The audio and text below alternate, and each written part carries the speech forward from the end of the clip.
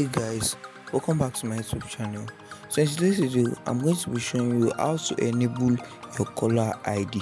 So if you're having an issue whereby you call someone and the other person is receiving your number as private number, I'm going to be showing you how to fix that problem in this video.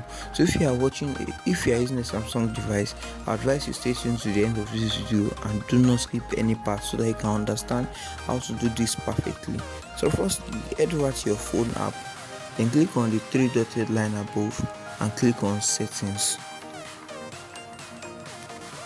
So once you click on settings and you're in the call settings, you click on supplementary services.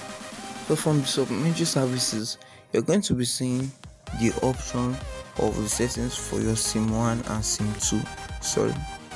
You're going to be seeing the option for settings for your SIM 1 and 2.